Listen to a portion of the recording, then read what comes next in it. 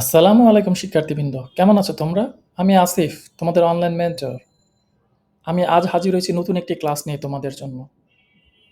তোমাদের ক্লাস 8 এর বিজ্ঞান বই থেকে শুরু করব আজকে আমি ক্লাস নেয়া। তো আর কথা না বাড়িয়ে চলো আজকে ক্লাস শুরু করি।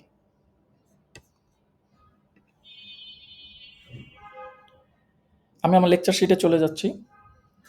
তোমরা কি আমার স্ক্রিনে দেখতে পাচ্ছ? তোমাদের অষ্টম শ্রেণীর বিজ্ঞান বইয়ের লেকচার শিট। প্রথম চ্যাপ্টারের নাম হচ্ছে প্রাণী জগতের শ্রেণীবিন্যাস। আমাদের এই বিশ্বে দুইটা জগৎ আছে। একটা হচ্ছে প্রাণী জগৎ আর একটা হচ্ছে উদ্ভিদ জগৎ। দুইটা ভাগে ভাগ করা যায়। একটা হচ্ছে প্রাণী আর একটা হচ্ছে উদ্ভিদ। তো আজকে আমরা প্রাণী জগতের শ্রেণীবিন্যাস নিয়ে শুরু করছি। প্রাণী জগতের আমাদের প্রথমে হচ্ছে গিয়ে ট্যাক্সিনমি। ট্যাক্সোনমিটা কি? ট্যাক্সোনমি হলো ট্যাক্সোনমি হলো জীবদের বৈজ্ঞানিক ভিত্তিতে শ্রেণীবদ্ধকরণ ও নামকরণের প্রক্রিয়া। অর্থাৎ একটা জীবের কি নাম হবে, বৈজ্ঞানিক নাম কি হবে এবং কোন শ্রেণীতে সেটাকে ভাগ করা যাবে সেটাকেই ডিফাইন করা হয়।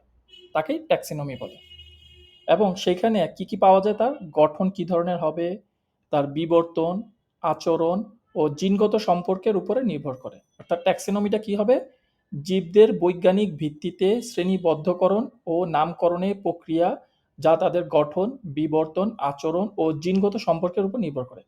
এখন আসতেছে ট্যাক্সোনমির গুরুত্বটা কি? গুরুত্ব হচ্ছে বিভিন্ন জীবকে সঠিকভাবে চিহ্নিত করা। সেকেন্ড হচ্ছে জীববৈচিত্র্য সংরক্ষণ ও অধ্যয়নে সহায়তা করা। আরেকটা হচ্ছে বিজ্ঞানীদের জীবের পারস্পরিক সম্পর্ক বুঝতে সাহায্য করা। নতুন প্রজাতির সন্ধান ও নামকরণ করা। অর্থাৎ ওই জীবটা কোন গ্রুপের মধ্যে পড়েছে, তার নামকরণ কি হবে, সে কি ধরনের বৈশিষ্ট্য থাকবে, হ্যাঁ, এইসবের ভিত্তি করে আমরা এই, জীবদের ক্লাসিফিকেশন করে থাকি। হ্যাঁ, এই ক্লাসিফিকেশনটাকে হচ্ছে আমার ট্যাক্সোনমি। আচ্ছা,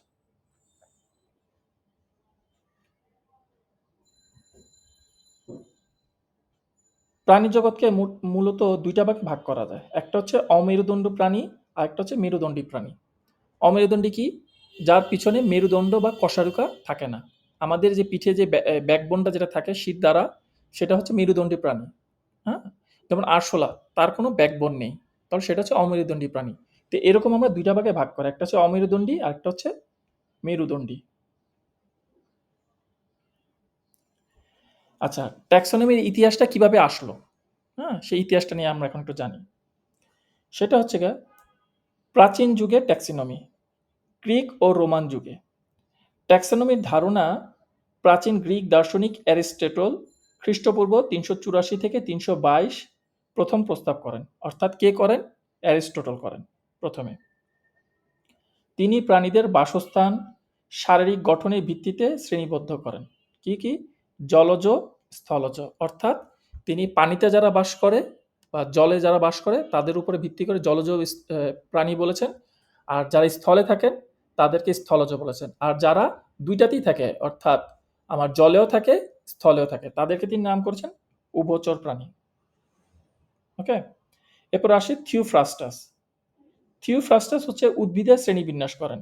অ্যারিস্টটলের শিষ্য থিওফ্রাস্টাস প্রথমে উদ্ভিদের শ্রেণীবিন্যাস করেন। তিনি উদ্ভিদকে গাছ, গুল্ম ও লতা হিসাবে ভাগ করেন। তাহলে এগুলিতে কিন্তু এমসিকিউতে আসতে পারে। কিন্তু অ্যারিস্টটলের স্টুডেন্টের নাম হচ্ছে থিওফ্রাস্টাস। তিনি উদ্ভিদের শ্রেণীবিন্যাস করেন এবং তিনি ভাগ করেন কি কি? গাছ, গুল্ম ও লতা। এখন আমরা আসি মধ্যযুগের ট্যাক্সোনমি। প্রথমে পড়লাম আমরা প্রাচীন, এখন আমরা মধ্যযুগীয়তে চলে আসি।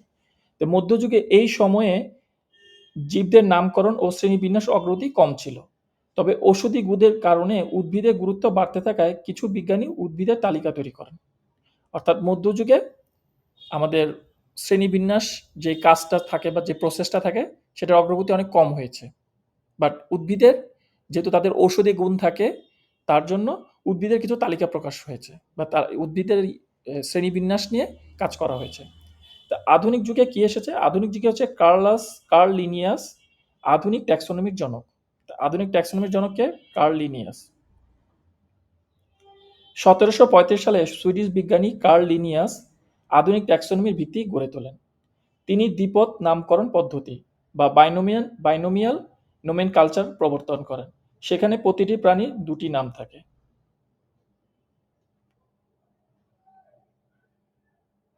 ঠিক আছে? এক হচ্ছে গণ,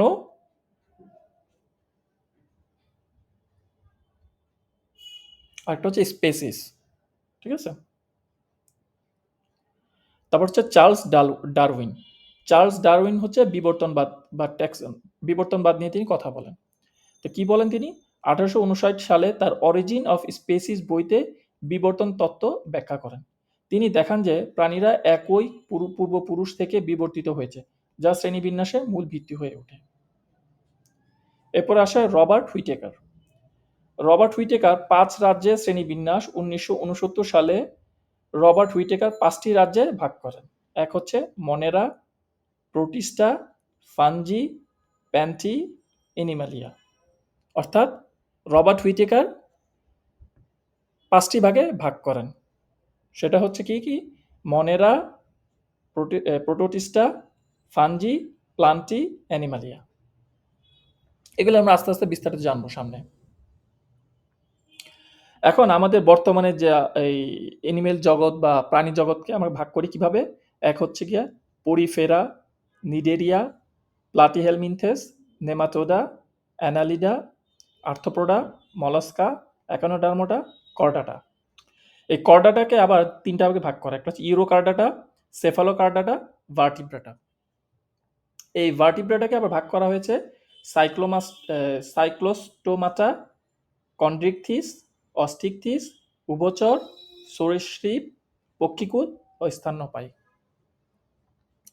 এগুলির প্রত্যেকটা পর্ব বা উপপর্ব বা শ্রেণী এগুলি কিন্তু আমাদের এই পর্বগুলির বা উপপর্বগুলির যে বৈশিষ্ট্য কি এবং এদের উদাহরণ কি এগুলি কিন্তু ভালো করে আমাদের মাথায় রাখতে হবে বা মনে রাখতে হবে। এগুলি কিন্তু পরীক্ষায় আসবে। এগুলি এমসিকিউর জন্য লাগবে। তারপরে হচ্ছে তোমার বর্ণনামূলক প্রশ্ন বা অনুধাবনমূলক যে প্রশ্ন আছে। প্লাস তোমরা যখন আস্তে আস্তে যখন আরো উপরের দিকে যাবে, অর্থাৎ 9-10 তারপর ইন্টারমিডিয়েট পাস করার পরে যখন তোমরা ইউনিভার্সিটি লেভেলে যাওয়ার জন্য ভর্তি পরীক্ষা যখন অংশগ্রহণ করবে, এখান থেকে কিন্তু অনেক প্রশ্ন আসবে। অর্থাৎ এগুলি সম্পূর্ণ সুন্দরভাবে ক্লিয়ার হওয়ার চেষ্টা করবা। হুম? আশা করি তোমাদের ক্লাসটা ভালো লেগেছে। আমাকে কমেন্ট করে জানিও তোমাদের ক্লাসটা কেমন লেগেছে। তোমাদের এই কমেন্টসগুলি আমাকে সামনে এগিয়ে নিয়ে যাবে। আর তোমাদের জন্য আমি নিয়মিত রেগুলার ক্লাস দেওয়ার চেষ্টা করব। আমার জন্য দোয়া রেখো, তোমাদের জন্য আশীর্বাদ। আল্লাহ হাফেজ, ভালো থেকো, দেখা হবে পরের ক্লাসে।